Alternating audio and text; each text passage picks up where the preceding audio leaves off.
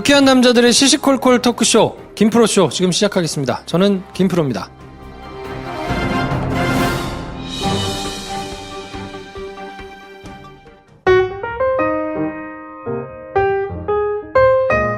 장편 영화를 열심히 준비하고 계신 배준현 감독님 나오셨습니다. 안녕하세요, 배준현입니다. 네, 한량 김 선생 나오셨습니다. 안녕하세요. 능참봉 김 선생입니다. 네. 오늘은 역사가 있는 날이니까 능참봉입니다. 네. 저는 영화 좋아하는 김프로고요.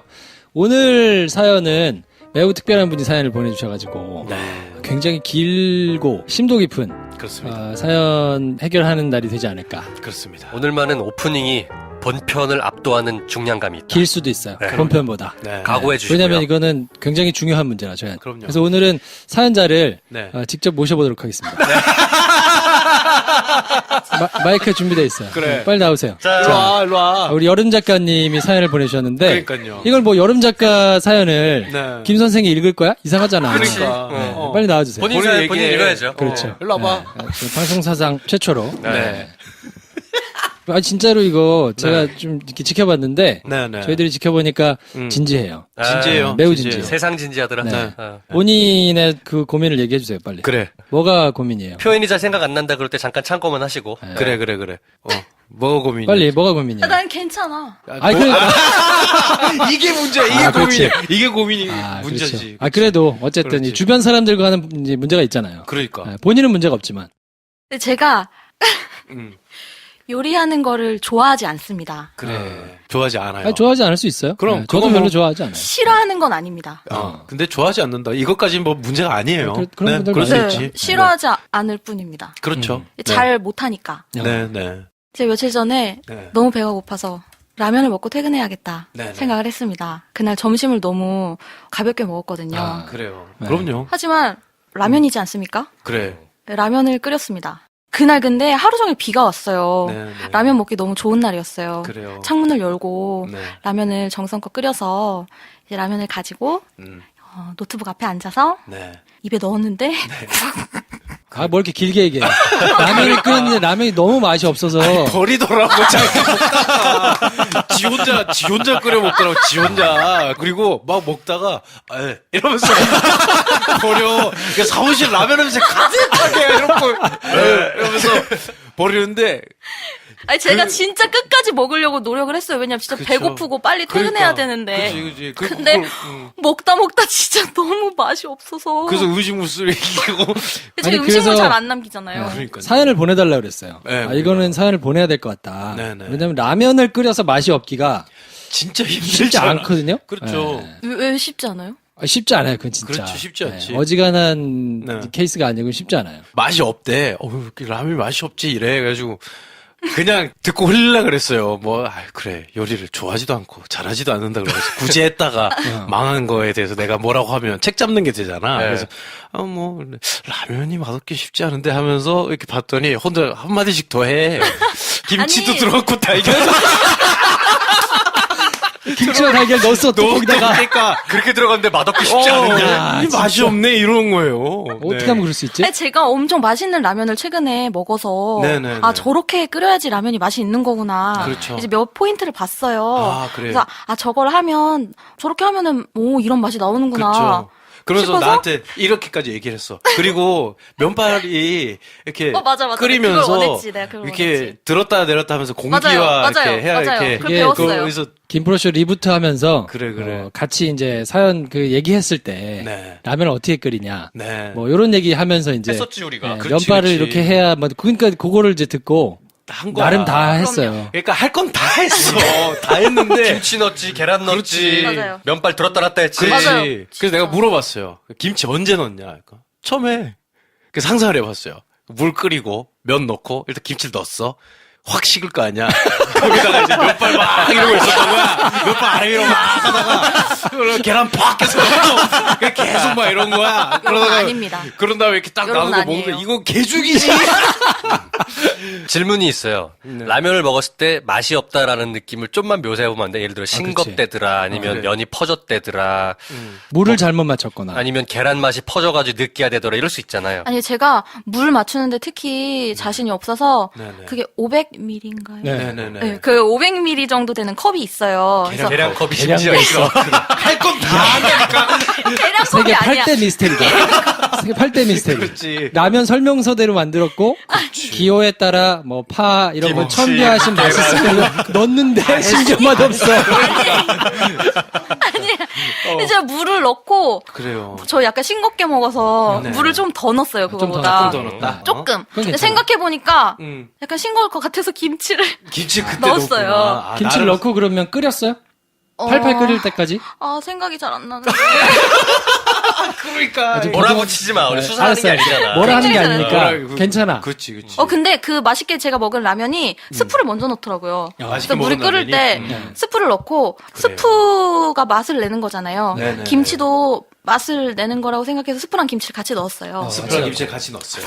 물을 500ml보다 조금 더 넣고 조금 더 넣고. 김치하고 스프 네. 넣고 네. 넣었어요. 그리고 끓였잖아요. 그리고 팔팔 끓을 때. 팔팔 끓일 때. 팔팔 끓을 때 넣는 거잖아요. 네, 그렇죠, 그렇지. 팔팔 끓을 때 면을 넣었어요. 넣었어요. 팔팔 끓일 때 넣었어. 네. 넣었어요. 그런 다음에 면발을 이렇게 했어.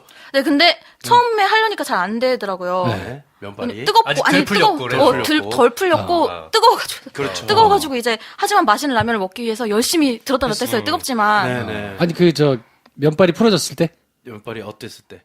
풀어졌을 기억이 잘 안 나.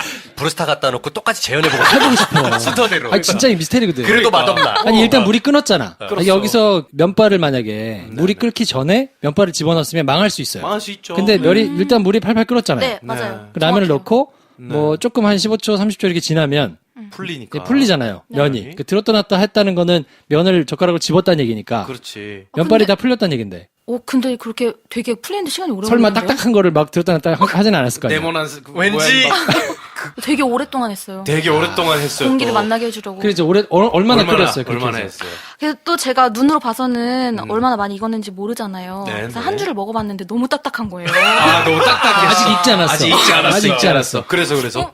이렇게 라면이 끓이는데 오래 걸리나? 내가 너무 많이 들었다 놨다 했나 보다. 네네. 좀 덜 해야겠다 음. 싶어서 조금 이제 참았어요. 방치했구나, 면을. 그대로 놔두고 끓는 그러면서 대로. 이제 계란을 찾았어요. 계란을 근데, 찾았어. 면이 충분히 익었는지 미처 생각을 못한 채 네. 이제 계란을 우선 넣었어요. 일단 마음이 넣었어. 급해서 계란을 잘 보호하면서 네. 면을 몇 번 더 들었다. 아, 계란이 이렇게 안 풀리지 터지게. 않을 네. 정도로. 계란이 안 터지게 조심하면서. 조심하면서. 면을 들었다 놨다 하고. 그리고. 그 다음에 그리고 한 줄을 또 먹어봤더니 익었어요 그때는? 네. 익었어. 익었어. 근데 익은 정도도 네. 약간 쫄깃쫄깃하게 익은 게 있고. 저 쫄깃쫄깃 바로 그걸 원해가지고 들었다 놨다 한 거잖아요. 그렇죠. 그래서. 근데 한 줄 먹었을 때 약간 쎄했어요. 많이 익었나? 약간. 많이 익었겠지. 근데 그렇지. 이렇게 그렇지. 얘기만 들어도 이미 퉁퉁. 충분히 익었을 것 같아. 그렇죠. 그래서 어떻게 했어? 한 줄 그래서 먹고. 서둘러 자리에 앉았죠. 아, 서로 앉아서 빨리 꺾었다. 먹어야 된다. 아. 근데 제가 뜨거운 걸 굉장히 못 먹잖아요. 아, 그래요.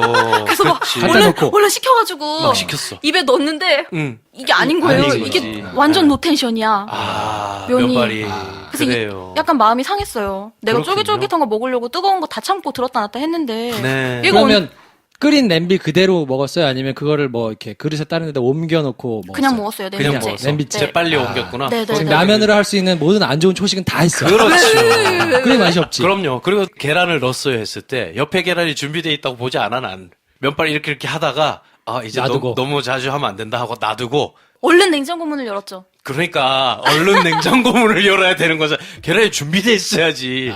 팔팔팔 끓고 있는데 냉장고 가서 냉장고 문 열고 계란 꺼내고. 그동안 얘는 끓고 있잖아. 아니 근데 진짜 신기한 거는 뭐냐면 네. 지금 이게 매우 진지하다는 거예요. 그러니까 라면이 왜 맛이 없는지 본인이 이렇게 얘기하고 지금 모르겠는 거잖아요. 그러니까. 왜냐면 나는 그 맛있는 포인트 똑같이 했거든. 똑같이 내가 볼 때 안 똑같은데 똑같이 했다고 한다니까 이게 야 세상 진지해. 야 진짜 그러니까 심지어 김치 식감 정말 안 좋았지 않았어? 푹 퍼져가지고. 좀 이상했어. 이상하지. 이상하지. 그럼 김치의 그 약간 아삭아삭한 맛을 기대했던 거 아니에요? 그냥 맛있는 맛. 맛있는 맛. 그러니까 김치가 막 김치는 약간 아삭아삭하면서 국물에 잘 스며들길 바랬죠. 국물이 잘 스며들길 바랬. 적당한 근데- 짠맛에 그러니까 이런 쫄깃쫄깃한 거야. 면발에 음. 이렇게 딱 덩어리져 있는 계란. 그렇지. 그걸 원한 거잖아. 그게 안 됐다고 하는데 하지만 나는 할 걸 다 했다. 니네와 똑같이 했다. 진짜. 네. 근데 난 여전히 이해가 안 돼. 대충 이렇게 끓여도 맛은 있는데. 그래요. 그쵸. 얼마나 맛이 없었길래 이런 말을 할까? 이게 그러니까 케이스 바이 케이스일 거야. 어쩌다가 소 뒷걸음질 쳐서 어떻게 되듯이 맛있게 끓일 수도 있어요. 이러다가. 그러면 근데 문제 해결이 안 돼. 그치. 자기가 뭐가 문제인지 알아야 되거든요. 아니, 대부분 맛 없어요. 그래, 네. 대부분 맛없는데 한 번씩 나는 뭔가 원하는 게 있는데 안 된다의 어떤 이데아와 간극이 생기는 거잖아요. 나는 이렇게 생각해. 라면을 대단한 라면을 먹겠다는 생각을 하지 마. 그냥 일반적인 라면을 해 좀. 근데 그걸 맛봤는데 어떻게 내가 이미. 아, 나 그러니까 그걸 먹고 싶은데. 본인이 할 수 있다고 생각하지 마. 봉지에 적힌 것만 하란 말이야. 배 감독이 얘기하는 솔루션. 네. 이제 뭐 맛있는 라면을 원하지 마라 그거 말고 네, 이제 네, 구체적으로 이제 끓이는 방법 중에서 네. 뭐 솔루션 하나 주세요. 약간 꼬들꼬들할 때 끕니다. 물을. 그리고 계란을 그때 넣어요. 전 그게 맛있어요. 불 끄고. 네. 그러면 알아서 이때까지 끓은 물 때문에 계란이 살짝 그냥 삶아지거든. 그럼 풀리지도 않고 그대로 올라가 있어. 그렇게 먹는 거야. 제 솔루션이 이거고, 저는 라면에 절대 김치를 넣지 않습니다. 저도 처음 넣어봤어요. 그러니까 처음 하는 거 하지 마. 자꾸, 그러니까 걸음마가 안 됐는데 뜀박질을 해봤어요. 왜 이러는 거냐고 도대체. 걸으라고 일단. 사람이 새로운 걸 시도를 해야지. 새롭지기 전에 걸을 수 있어. 아니 저는 이제 여기서 통찰을 하나 발견하셔야 된다. 그래. 비슷하게 이제 생각하시는 분들도 있을 거거든요. 한 300명 정도는 너랑 비슷한데 왜 지적을 받는 거지? 라고 생각하시는 분들 있겠다 분명히. 그럴 수 있죠. 네. 그런 분들에게는 간과하지 말아야 될 점이 라면 두 개가 있어요. 뭐야. 요거는 이 참사는 모든 게 불신에서 빚어졌다. 불신으로 빚어진 참사예요. 네. 굉장히 철학적인데? 그렇지. 불신. 그러니까 불신의 씨앗을 없애야 돼. 그렇지. 일단 면에 대한 불신을 없애야 됩니다. 아, 그렇지. 면에 대한 지금 불신이 너무 팽배해. 면은 알아서 잘합니다. 그래. 면은 당신이 끝까지 컨트롤을 하려고 하지 마요. 그렇죠. 왜냐면 면을 끝없이 들었다 놨다 하고 네. 계속 면이 꼬들꼬들해야 된다는 거를 버려야 돼요. 그래. 그걸 먹고 싶은데. 네, 그러니까 그걸 먹고 싶으면 면을 믿어야 돼. 그렇지. 네. 그걸 그렇게 만들어 놨어요. 이게 무슨 말이냐면 그 라면은 냄비에 넣고 끓이잖아요. 그러면 불을 꺼도 계속 끓고 있다는 사실 잃어버리면 안 돼요. 그렇지. 거기서 모든 참사가 빚어지는 거예요. 그렇지. 면을 넣고 일정 부분 풀리면 들었다 놨다 하잖아요. 배 감독이 얘기한 것처럼 빨리 꺼도 시간이 한 1분, 2분 지나면 퍼져서 계속 익어요. 그래. 그러니까 맛있는 단계가 되려면 그걸 팔팔 끓여가지고 그릇을 옮겨야 돼요. 그렇지. 계속 끓는 점을 조금이라도 낮추려면. 그렇지. 차라리 먼저 끓인 다음에 꼬들꼬들한 상태로 안 익었잖아요. 기다려, 쳐다보고. 그렇지. 걔가 성장할 때까지. 그렇지. 시간을 줘, 조금. 그래. 그리고 옮기고, 그러네. 그렇지. 아니 안 옮겨더라도 냄비에 그냥 놓고 걔를 지켜봐. 그래. 사랑하는 마음으로. 그럼 걔가 충분히 성장하잖아? 그때 먹으면 돼요. 그럼. 내가 원하는 건 시간이 지나면 와요. 그치. 근데 한 번 지나가면 다시 돌릴 수는 없어. 오지 않지. 네. 근데 이제 지켜봐줘야지. 끓이다가 그런 참사가 빚어지는 경우가 있죠. 끓였는데 타이밍을 놓쳐가지고 너무 끓였어. 그래서 가장 좋은 타이밍이 지금 보글보글 끓고 있는 이 상황에서 펼쳐졌어. 그래. 그러면 온도를 확 낮춰주면 돼요. 파를 그때 집어넣고 계란을 그때 넣잖아요? 그러면 끓는 게 확 갑자기 죽어요. 그렇지. 그때도 내가 생각한 타이밍보다 넘어갔다. 그럼 얼음을 가져다가 얼음을 넣고 면을 얼음에다 막 비벼요. 그래, 그러면 그래. 면에 꼬들꼬들하면 정지되고 국물은 뜨거운 게 계속 남아있으니까. 그렇지. 그걸 그릇에 옮기면 괜찮은 거예요. 있다. 그리고 이제 그 지금이야 사실 이거는 굉장히 흔치 않은 케이스여서 뭐 얘기를 들어도 아마 똑같이 끓일 거야 가도. 그래. 근데 이제 들으시면서 그럴 수 있겠다라고 생각을 하시는 분들 중에서 굉장히 고민되는 케이스가 또 하나 있는 게 뭐냐면 뭐야. 하나 끓일 땐 진짜 맛있거든. 아, 그래. 근데 한 세 개쯤 끓이면 진짜 맛없어. 아, 그래. 왜 그럴까? 이거 고민할 때도 같아요. 그치. 면에 대한 믿음을 가져야 돼. 그렇지. 세 개를 넣고 그 불을 끓이잖아요. 그 라면의 핵심은 센 불이거든. 그렇지. 센 불에 확 끓일 때가 맛있어. 우리 불이 안 세서 그랬던 것 같아. 아니야. 우리도 우리 여기서 불이 뭐 안 그래도 충분히 끓일 수 있는 방법이 있어. 그럼 뭐 웍에다가 뭐 이렇게 해야 맛있냐? 내가 먹은 라면 뭐냐? 여기서 먹은 라면을. 그 식당에 있는 큰 불에다가 끓이면 맛있을 확률이 높아요. 그렇죠. 근데 이제 보통 뭐 가스레인지 이런 거는 안 크잖아요. 그러면 라면을 많이 끓일 때 그게 쥐약이거든요. 끓는 점이 이렇게 그릇이 커지고 물이 많아지면 이게 천천히 끓고 막 팔팔 끓지 않는단 말이에요. 그렇죠. 그러면 물이 끓은 다음에 라면을 한 3개쯤 넣잖아요? 그럼 불을 빨리 꺼야 돼요. 빨리 끄고 그걸 옮겨서 거기다가 이제 놓고 뭐 이렇게 숟가락 놓고 뭐 어쩌고 하는 동안에 면이 익어가. 그렇지. 그러면 면이 익어가는 타이밍에 괜찮을 타이밍에 꺼내면 괜찮아요. 똑같은 맛이 나와요. 사실은 이게 무슨 얘기냐면 라면은 네가 끓이는 게 아니고 끓는 물이 끓이는 거야. 이걸 인정하셔야 돼요. 그렇지. 끓는 물과 면이 만나는 작동에 본인이 자꾸 뭔가를 더하면 안 된다. 계속 끓고 있어요. 끓고 그렇지. 있으니까 한번 그러니까 기다려서 적정한 면을 먹을 수는 있지만 네. 그게 이미 넘어가고 나면 되돌릴 수는 없어요. 여기서 저는 방금 전에 사건의 이면을 알고 있는 또 다른 증언을 하나 확보했습니다. 네네네. 여름 작가는 약 20여 분에 걸쳐서 라면을 끓였고 중간에 물을 벗다 뺐다 아, 이렇게 되면 솔루션 적어달라지잖아. 야, 내가 얘기했잖아. 걸음말하고. 아, 그렇지. 이게 이게 불 쓰는 거 네, 어려워. 이렇게 해가지고 네. 할 수 없거든. 야 정말 방금 여름 작가 혼자 야, 말한 거 라면 들었어요? 20분 끓으면 죽 끓인 거지 그게 무슨. 나 근데 그러면서 이랬다. 아 정말 불 쓰는 건 너무 어려워. 오피스텔 인덕션 쓰면서 불 쓰는 게 어렵대. 야 정말 취화선이냐 무슨 뭐 도자기 만드냐? 너무하네. 그러면 안 돼. 항상 모든 사건들에서는 이 당사자의 말만 들으면 안 되고요. 그렇지. 그러니까요. 목격자의 증언이 중요했는데 네. 20여 분이란 말에 저는 뭐 모든 해석이 나옵니다. 이래놓고 똑같이 했대잖아. 야 무슨 소리를 하는 거야. 그리고 중간에 물을 더 부었대. 야 참사가. 그러니까 만약에 더, 물 끓는 물이 적다. 네. 그러면 고민하지 말고 일단 짜게 끓여요. 그렇지. 그리고 다 끓은 다음에 물을 부어. 그래. 그러면서 싱겁게 맞추면 되잖아. 그러니까 그거를 끌고 있는 애를 이렇게 온도를 집어넣어가지고 막 고민하지 하면 말고. 그래. 끓이는 동안에는 건드리지 말고 믿어 좀. 그러니까 면과 국물을 믿어. 그 스프는 굉장한 연구가들이 자기 직업을 걸고 만든 거야. 그걸로 밥 먹고 사는 사람들이야. 그러니까 그 더 웃긴 건 뭔지 알아? 자기가 그걸 재현하고 싶은데 근데 난 좀 싱겁게 먹는 게 하면서 17분경에 물 쫙. 사실 20분이면요. 일반적인 경우에 라면 다 끓여서 먹을 때의 시간 거리가 그렇지. 20분입니다. 설거지까지 끝났지. 어쩌면 설거지도 끝날 수 있는 시간입니다. 아유 그럼요. 네. 20분이면 4인 가족 스파게티 이미 한 거지. 파스타 4인 가족 스파게티. 아니 저희가 하는데. 이제 놀리는 것 같은데 진짜로 평소에 여름 작가님이 네. 요리에 대해서는 해맑아요. 진짜 해맑아요. 제가 붙여준 별명이 있는데 네. 요리 영예라고. 요리 영예. 우리 영애님이지. 말 것이요. 그러니까. 그렇죠. 예. 근데 진짜 웃기게 또 입맛은 또 있어가지고 그거 맛있는데 계속 얘기해. 아, 그렇지. 다행인 거는 본인이 그래서 그걸 시도하지는 않는 거에서 이제 우리가 약간의 안도를 느꼈던 건데 설거지 좋아합니다. 저. 그냥 봉지에 적혀 있는 그대로 시간 싫어요. 딱 재서 물 그만큼 넣고 기다렸다가 뚜껑 열지도 마. 그래. 그 3분 몇 초 지났다. 그럼 그때부터 그냥 먹으면 돼요. 그러니까요. 네. 그거부터 시작입니다. 왜 그대로 하지 않는 거예요?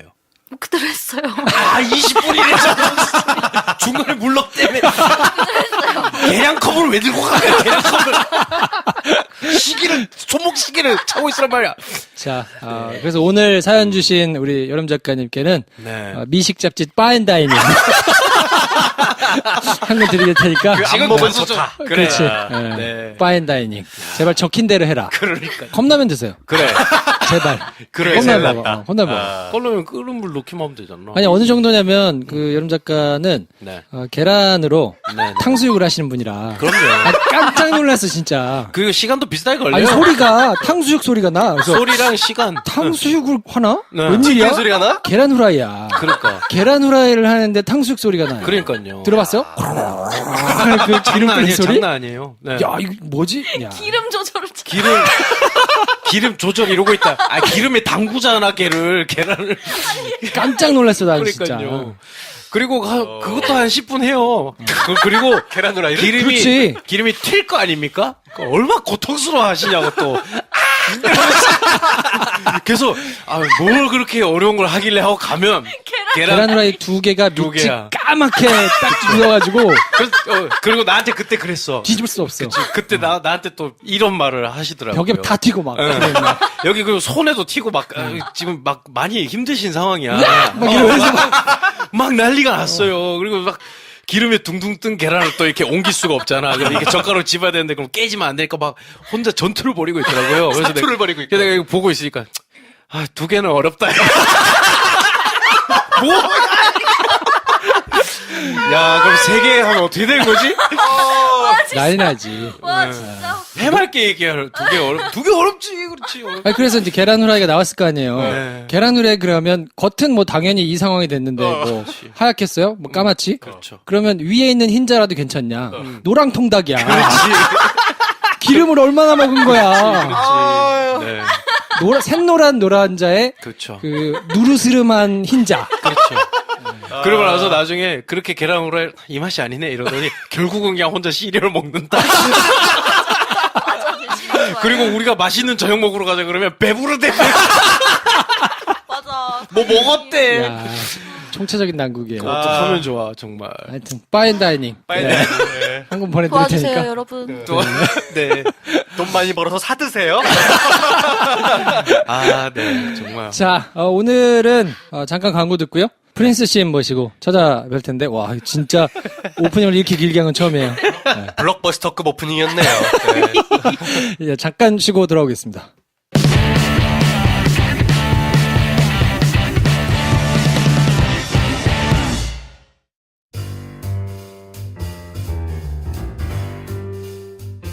네, 이분은 프린스 씨과 함께합니다. 어서 오세요. 네, 안녕하세요. 심용환입니다. 네. 안녕하세요, 프린스심. 지난주에 프린스 심이라고 하고 아무것도 이름을 안 말해가지고 괜히 후회됐습니다. 심용환입니다. 심용환? 네, 심용환. 지난주에 형수님이 같이 계셨잖아요. 네. 녹화를 보시고 돌아가시면서 혹시 뭐 김프로쇼 현장에 대한 소감이나 뭐 느낌 이런 그러네. 거 없으셨나요? 좋았다고? 되게 무성의하다. 아니요. 좋았다고 하던데. 진짜로. 그래서. 끝! 우리 와이프 말이 그렇게 길지 않아요, 원래. 좋으면 정말 좋다고 딱 한마디 하시는 그런 분이요. 스타일이에요. 예, 좋으면 딱 싫으면 싫다고 얘기하시고. 싫으면 어울리지 마라, 뭐 이런. 일단 어울리지 말라는 얘기는 안 나왔군요. 네, 평가는 아주 좋았습니다. 이번 주부터 저희가 새로운 걸 한번 시도해 보려고 하는데 컨셉은 뭐냐면 사람들이 많이 봤던 영화를 하나 정해놓고 그 안에 숨어 있는 뭐 역사적 배경이라든지 알려지지 않았던 이런 것들을 한번 찾아보면 영화를 이미 보셨던 분들도 도움을 좀 받고 뭐 다시 볼 수도 있고 뭐 이런 영화 팟캐스트니까 영화하고 역사를 한번 접목해보면 어떨까 뭐 이런 시도를 한번 해보려고 하는데 오늘이 노무현 전 대통령 이제 서거하신 날이라서 오늘은 뭐 이래저래 그러면 많이 본 영화 중에 얘기할 만한 게 뭐가 있느냐 그래서 오늘은 특별히 변호인을 가져왔습니다. 그 전에 이 청취자들께서 알아셔야 됩니다. 네. 거의 제가 이제 또 모닝 하려고 여기 한 지 얼마 됐지 제가?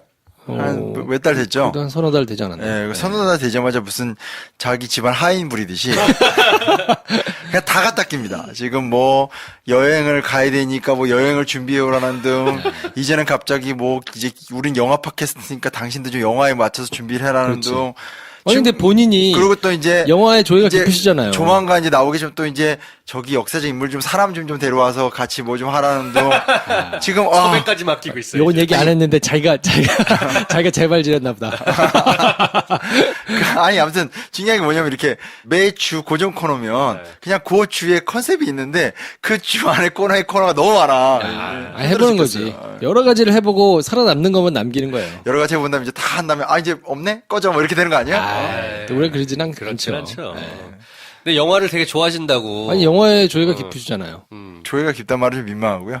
영화 옛날에 많이 봤고 옛날에는 뭐 영화 평 쓰는 일도 좀 하고 영화평 쓰는 일을 아무나 하는 게 아니에요. 영화평을 쓰셨을 정도면 조예가 깊으신 거죠. 돈도 받고 어휴, 돈까지 받은. 돈 받으면 전 돈 안 받으면 일 안 하기 때문에 돈 받으면서 영화평 쓰고 야. 그쵸 그때 막 뭐 좀 어려운 영화들 막 많이 보고 막 좋아하는 감독이나 영화 장르가 어떻게 되시나요? 지금 그런 얘기 하지 마세요. 왜냐면 수년간 저희 첫째가 태어날 때부터 예. 영화를 거의 이제 금욕처럼 못 보는 식으로. 그리고 저희 외가 쪽에 한 분 감독님이셨던 분 계세요. 그래요? 예, 가문의 위기, 가문의 부활 그 시리즈 네. 그 정윤기 감독님이 오. 저희 인척이세요. 그래요? 왜 오촌 당숙이시고 저 어렸을 때 학원 선생님이셨어요. 저희 아빠가 하던 학원에 선생님이셨고 친한 그러니까 외가 쪽에 좀 친한 분인데 요즘 어떻게 지내는지 잘 모르겠어요. 이래저래 영화랑 인연이 깊으시네요. 네, 그냥 영화 좋아하고요. 근데 진짜 육아하면서 너무 최근에 영화 많이 못 봐가지고 영화 얘기하면 좀 민망한 상태고 옛날엔 뭐 진짜 막 도급일 같은 영화 보고 나온 다음에 무슨 막 그때도 이제 와이프가 여자친구일 때 막 앉아놓고 영화는 2시간인데 3시간 동안 영화 얘기하고 굿바이 레니 보고 나와가지고 이제 냉전의 시대가 끝났구나 하면서 혼자 코엑스에서 펑펑 울고 있는데 제 차 견인되어 가가지고 더 울고 막 그런 일이 많았죠. 그때는 진짜 근데 좀 이거는 이제 좀 꼰대 발언일 수는 있지만 옛날에는 멀티플렉스가 없었던 시절에는 그 단성사나 피카디리 서울극장 가면 특히 단성사나 피카디리가 관이 2개밖에 없는데 하나는 이제 유명한 거 하고 하나는 이제 덜 유명한 걸 무조건 하는 시기였잖아요. 그러니까 그때는 그냥 구조적으로 이렇게 많이 봤다고 해야 되나? 그래서 저는 타이타닉이 나왔었을 때도 약간 이제 반골 기질이 있어서 대박 뜨는 거 싫어해. 다른 거 거기다가 봤어요? 디카프리오가 뜨는 게 너무 화났었어. 그래요? 또래인데 저 자식은 저렇게 아, 그러네. 또래인데. 네, 쟤는 저렇게 뜨고 나는 쭈그렁이고 야, 요런 접근은 또 처음이다. 아, 왜냐면 프린스니까. 내가 왕자인데. 아니 그치. 그게 아니야. 야. 아니 솔직히 그런 거 없나? 아니 막 주변에 여자애들이 막 나랑 사귀지 않더라도 학교에서 막 누구 막 좋아하면 괜히 막 남자들은 그거 보면 욕하고 그러는 거 있잖아요. 막 아무튼 영화에 뭐 저희가 깊으신 분이니까 영화와 이게 설민석이 하여튼 뭐 영화만 나오면 역사 관련된 영화만 나오면 그렇게 하잖아요. 너무 이제 불려다니더라. 너무 지루하고 식상하다. 내 앞에서 막 설민성이 있겠어. 아까 하던 얘기가 뭐 마무리 못 졌는데 그때 타이타닉 그래서 안 봤어요. 안 보고 그때 뭐 풀몬티 같은 거. 아, 동시상영했던 네. 다른 좀 마이너한 영화. 지금 제목은 제8요일. 아, 저기 누구냐? 이건 아실까 모르겠다. 스타메이커. 잘 모르죠, 스타메이커. 스타메이커. 시네마 천국 만든 감독님이 만든 영화. 그 우리나라에서 크게 흥행을 못했는데 그치. 개인적으로 정말 감동적으로 봤죠. 아 그래요. 네, 그랬던 시절이 있었어요. 근데 그때는 좀 이렇게 문화 자체가 좀 그렇게 편안하게 즐길 수 있는 것 같은데요. 최근에는 얼마 전에도 제가 그 청년 마르크스 GV 했잖아요. 근데 얘기 막 나누면서 CGV 아트하우스 같은 거 있잖아요. 그런 거 얘기하니까 그쪽 관계자가 그 아트하우스 들어가는 것 자체가 엄청난 경쟁이래요. 엄청난 경쟁이죠. 네, 거기만 다 아는구나. 난 처음 들었는데 그래가지고 우리 영화 파키예요. 역사 파케 아니었나? 그래가지고 그거만 돼도 너무 막 감사하다고 그런 아트하우스는 이제 그 시장에서는 메이저. 그 거기서? 시장에서는 이제 CGV에서 하는 거니까. 그러니까 좀 안 좋아진 것 같아요. 안타까워요. 네. 그렇죠. 좀 아쉬운 면이 좀 있죠. 네. 그래서 저희가 사람들이 많이 본 영화들 중에서 설민석이 강의한 요런 것도 좋지만 말고 저희가 이제 찾아볼 수 있는 역사적 배경에 담겨 있는 영화들을 좀 골라가지고 한번 해볼까 싶어서 이제 제가 제안을 해가지고 한번 하는 건데 반응이 어떨지 모르겠습니다만 뭐 하여튼 열심히 해보겠습니다. 저는 이런 차이는 느껴요. 설민석 씨 강의를 뭐 폄하하는 건 전혀 아니고요. 근데 다만 뭐냐면 설민석 씨가 하는 얘기들은 입시 같아요. 입시 해설. 그러니까 역사과 준비하는 고등학생들이 들을 것 같은 강의. 근데 우리가 이제 그런 강의를 계속 들을 건 아니잖아요. 네. 자, 심용환 강의입니다. 심용환 파케 너 패스. 그건 그 낮은 레벨은 그만 보시고. 노 코멘트 하겠습니다. 네. 자, 아무튼 그래서 이번 시간에 저희가 할 영화는 변호인인데 변호인들 영화는 다 보셨을 거고 그쵸. 1000만이 넘은 영화니까 안 보신 분들이 혹시 계실까 모르겠어요. 이런 반골 기질이 있어가지고 나는 저런 영화 다 보는 영화 안 본다 하시는 분들이 혹시 계실까 모르겠는데 당신이잖아. 아이 그래도 보지 이런 영화는. 그래? 또 이런 거 안 봐요? 아니요 아니, 저는 남들 이제 다 본다고 남들이 하면 좀 다 약간 하는 걸 안 조금 보는. 싫어하는 경향이 있긴 한데 영화 좋아하니까. 나랑 통한다. 양훈석 감독의 이제 데뷔작이었고 지난번에 저희가 이제 해드린 강철비가 이제 두 번째 작품이었잖아요. 간단하게 이제 양력을 한번 훑어보면 1969년생이시고 고대 철학과를 나왔는데 특이하게 학생 운동을 안 했어요. 학교 69년 다니시면 그래서는 뭐 게다가 철학 고대 공부하고, 철학과인데? 그치. 문학 공부하고. 정말 특별하다. 운동 안 하기 특이하지. 쉽지 않은데. 근데 휩쓸려 다닐 나이인데. 운동을 안 하고 이런 영화를 만들어가지고 뭔가 굉장히 느지막이 특이한 캐릭터. 많은 영향을 미쳤으니까 하여튼 좀 특이하죠. MBC 프로덕션 뭐 이런 데서 좀 일을 하시다가 2009년에 웹툰 작가를 시작해가지고 거기서 이제 뭐 로버트 태권브의 속편 그리고 이제 강철비의 원작인 뭐 스틸레인. 뭐 이런 거 이제 하셨고 원래는 변호인도 웹툰으로 만들려고 돌아다니다가 이제 고대 선배 중에 이제 영화 하시는 분이 있어가지고 야 그러면 영화를 만들자. 만들었다가 데뷔작에 1000만이 넘는. 네. 정말 어떻게 그럴 수 있지? 여기 지금 김프로 스튜디오 현황과 참 반대되는. 왜 우리 아직 데뷔를 안 했잖아요. 그치. 제가 매주 와서 현황 파악하고 있는데 가사 아픕니다. 방송 좀 듣고 누가 좀 관심 좀 가져주세요. 양우석 감독도 그거 찍기 전까지는 우리보다 더 하실 수 있어요. 힘들었어요. 그리고 이제 저희가 뭘 못 내미는 게 얼마 전에 이제 대박이 났던 그 마동석 씨. 뭐 그건 이제 그 감독님은 17년을 기다렸기 때문에. 범죄도시 감독. 진짜? 저희는 내밀 게 못 됩니다 아직. 17년. 아무튼 그래서 변호인은 영화를 이제 많이들 봤으니까 인상평을 한번 얘기를 해봅시다. 우리 또 이 조예가 깊으신 저에 안 깊다니까요. 프린스 심은 변호인을 어떻게 보셨는지. 아주 영화 잘 봤고요. 이거 얘기하면 그냥 떠오르는 건 제가 이제 이 영화가 얼마 전에 이제 그 문학의 블랙리스트 공개 최종 보고서 발표가 있었거든요. 인상적이었던 게 제가 그 보고서 다 봤는데 이 영화 개봉됐었을 때 김기춘 당시 비서실장이 대로합니다. 이따희 하면서 그 이 영화의 어떤 향후 조치 이런 지시 명령을 내려서 우리나라가 이제 국제 한국 영화제라고 해외에 이제 한국 대사관 같은 데서 1년에 한 예산 10억, 12억 정도를 들여서 이제 해외에다가 이렇게 우리나라 영화를 상영하는 상영제를 해요. 맞아요. 예, 하는데 2014년부터 2016년까지 변호인은 단 한 차례 상영이 된 적이 없어요. 그리고 그 당시에 우리나라가 전으로 나왔었던 괴물, 살인의 추억 뭐 이런 유명한 영화들 있잖아요. 봉준호, 박찬호 이런 한국에서 제일 대중적이면서도 또 이제 꽤 내용 있는 그 작품들이 다 상영이 안 돼요. 왜냐면 그 국정원이나 문체부 이런 데서 다 딱지를 붙입니다. 그래서 괴물, 살인의 추억 이런 내용들이 이제 사회에 대한 어떤 반대 심리를 강화해서 사회를 혼탁하게 한다. 뭐 이런 식으로 영화 광해 이거는 노무현 대통령이 연상돼서 문재인 후보를 간접 지원했다. 이런 식으로 다 리스트 작업을 해서 그러면서 국제시장이나 뭐 덕혜옹주 이런 건 열심히 틀었을 거 아니에요. 실제적으로 그 조사해서 확인된 지원과 배제를 보게 되면 지원해 준 게 인천상륙작전, 그 연평해전 이런 작품들은 또 실제로 더 지원을 막 해줬었던 결과가 나오죠. 공식 스코어는 1137만이에요. 예, 많은 분들이 이제 영화를 보셨으니까. 그 이제 영화 몇 면에 나온 사람들을 보면 굉장히 지금 익숙하실 분들도 많이 있기 때문에 그런 얘기를 한번 해보는 게 재밌지 않을까. 물론 이제 영화의 모티브가 된 사건은 불임 사건입니다만 이거는 조금 너무 처음부터 무겁게 가면 좀 그러니까 뒷부분에 조금 정리를 해드리도록 하고요. 그 영화 변호인 보면서 제일 좀 인상 깊었던 송강호 씨 외에 배우는 누가 있었나요? 당연히 고영주가 아니지. 고영주 씨가 나와요? 아니 그 뭐였죠? 그 검사도 검사인데 그 곽도원 씨가 연기했던 그 경찰이잖아. 경찰. 곽도원 씨. 예. 경찰이죠. 그분도 실존 인물인가? 아마 이근한 씨를 모티브로 해서 만들지 않았을까요? 예. 약간 만들어진 인물인 것 같아요. 그런 것 같아요. 이근한 씨라고 하면 좀 그렇지만 그런 캐릭터? 캐릭터는 자체는 뭐 실존 인물을 쓴 것 같지는 않고요. 거기 나왔던 검사라든지 뭐 이런 사람들은 김상필, 정원중 씨가 분했던 뭐 이런 사람들은 실존 인물인데 그리고 임시완 씨가 했던 그분도 실제로 나중에 보니까 노무현 전 대통령이 일했던 그 법무법인 부산의 사무장으로 일을 했고 권양숙 여사의 사촌하고 결혼했어요. 어머나. 그래가지고 노무현 전 대통령이 주례를 썼던. 네. 그게 이제 그 영화에서 임시완 씨 모티브가 됐던. 왜냐면 그 학생. 네. 이때까지만 해도 영화에 나온 것처럼 노무현 대통령이 그냥 세무 관련된 것만 하고 그렇죠.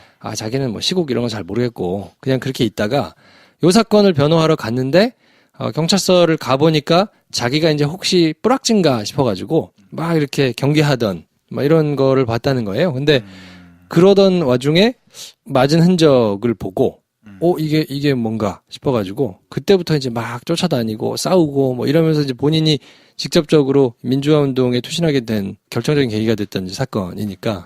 이근한 얘기가 나와서 그런데, 그러니까 이근한 하면 이제 고문기술자 이게 유명하고, 남영동 1985가 너무 영화가 잘 만들어졌고, 그리고 고 김근태 의장이 이제 고문당한 사건은 유명하잖아요. 네. 저는 뭐가 떠오르냐면 이제 전혀 다른 사석에서 얘기가 나왔는데 전국 역사교사 모임 전 회장님이 계세요. 실명 말씀드리면 그런데 아무튼 전국 역사교사 모임을 거의 만들고 이끌어온 한국의 역사교육의 산 증인이신데 그분하고 뭐 이렇게 전혀 다른 프로젝트 하다가 혹시 선생님은 그 엄혹한 시절에 고문당하신 적 없나요? 제가 이렇게 돌직구식으로 물어봤는데 그때는 이제 소위 말하는 살아있는 역사 교육을 한다는 것 자체가 검열의 대상이었고 그 당시 선생님들의 증언에 따르면 한번 찍히면 그냥 수업하고 있을 때도 옛날 우리 기억하죠. 교실 문 왼쪽으로 여는 거 창문 조그마잖아요. 거기서 이렇게 쳐다보고 계속 감시하고 그런 일이 빈번했었는데 끌려가서 맞는데 그냥 뭘까 역사교사니까 역사교육으로 이제 맞는 거였는데 끌려가서 이렇게 어떤 경찰한테 취조를 받는데 손이 두께가 막 소뚜껑 같던 사람이더래요. 그래서 이렇게 탁탁 치면 그냥 뭐 이렇게 퉁퉁 날아가는 자기들끼리 이제 호칭을 부르지 않고 사장님 그랬는데 너무 무서웠던 거죠. 구속이 되질 않고 조사 받으러 가서 여러 대 맞고 너 다음에 그걸 죽어 뭐 이런 식으로 해서 나왔는데 나중에 이제 민주화 된 다음에 이근한 사건이 폭로가 됐을 때 그때 그 얼굴이 나왔을 때 보니까 그 사람이 그 사람인 거야. 이근한이었대. 야, 자기가 그러니까 역사 교사로서 제들여든 역사 교육 그리고 답사 살아있는 근현대사 교육 하는데 문제 근현대사 교육을 시킨다는 것 자체가 그때는 빨갱이가 되는 거니까 취조받아서 어떤 정확히 가르쳐주지도 않는. 지금은 경찰서 가면 다 이제 시스템이 있고 누구한테 했는지 다 알잖아요. 근데 그게 아니라 그냥 가서 어떤 사장님이라고 이제 부르면서 하는데 이제 정말 키가 그렇게 크진 않는데 다부진 몸에 하여튼 손이 하여튼 소뚜껑 같은 힘인데 이렇게 툭툭 치면 진짜 이렇게 철퍼 날라가 떨어지는. 물론 그 선생님 굉장히 왜소하시긴 한데 그래도 아무튼 그러면서 그거를 자기는 나중에 이제 유혈왕지 끝난 다음에 이근한 잡혀가는 거 보면서 큰 충격에 빠졌다. 그 얘기 하니까 괜히 또 떠오르네. 임시완 배우 엄마로 나왔던 김영애 배우 있잖아요. 네. 김영애 배우가 이제 돌아가셨는데 저는 그분이 연기가 기억에 남아요. 그렇죠. 예, 예. 그분 얘기가 나오면 이제 오늘 내가 이게 지금 영화 파케 얘기 맞게 하는 건지 모르겠다. 그냥 평소에 방송 열심히 들었어야 되는데 저기 술집 나오잖아요. 네. 혼자 준비를 해봤습니다. 그 엄마가 하던 국밥집. 국밥집. 예. 돼지국밥집. 돼지국밥집. 근데 거기 또 술집이기도 하잖아요. 네. 실제로 우리가 쓰는 말 중에 대포집 이런 말 있죠. 또 그 전에 선술집이란 말 있죠. 그렇죠. 예. 나는 선술집 무슨 뜻인 것 같아요? 선술이라는 게 무슨 뜻이 있겠죠, 그러면? 그러니까 우리가 별로 생각해 본 적이 없잖아요. 근데 보통 이렇게 가면 한자를 잘하는 사람들은 빠방 나온다? 근데 먼저 이게- 선자에 뭐 그래요? 이게 아니에요, 이거. 아니에요? 그래서 옛날에 뭐 할 때, 나 한자 잘 모르는데, 옛날에 이거 하다 보면, 최강욱 변호사님 한 번 대박 잘해가지고, 하다 보면 자꾸 이제 하면, 되게 부끄러워하고 막 이랬었는데, 선술집이 서서 먹는 술집이란 뜻이에요. 아 진짜. 한자가 아니라 서서 먹는 술집이란 뜻이에요. 그래서 조선 후기 때 남아있는 그림들이 있잖아요. 그러니까 뭐, 김홍도나, 신윤복 같은 그림 보면 한 번도 눈여겨서 안 봤던 건데 그림 보고 있으면 술집에 주모만 앉아서 술을 퍼주면 다들 서서 술을 먹어요. 진짜. 네. 아니면 거의 기대서 먹거나 그래요. 왜 그래요? 그러니까 술을 먹는 문화가 이제 서서 먹는 문화인 거예요. 신기하다.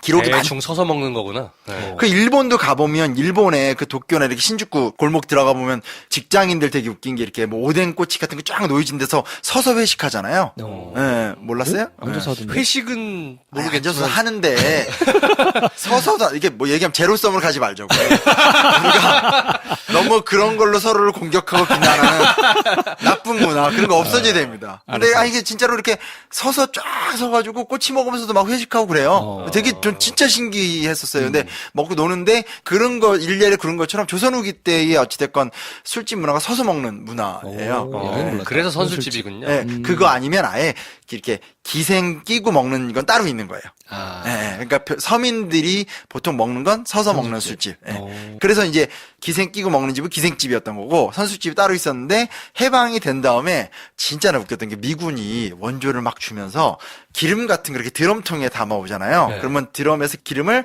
다 주고 나면 그 드럼통이 남잖아. 그럼 그거를 가져가지 않고 버려요. 그럼 그걸 갖다가 가게집 주인들이 갖고 와가지고 그걸로 뭘 썼냐? 그걸로 대포집 가면 이렇게 그 드럼 테이블. 예, 테이블. 그러니까 가운데 놓는 거 있잖아. 그리고 위에다 판때기 놓고 고기 구워 먹는. 그게 미군 그 통을 갖고 온 거예요.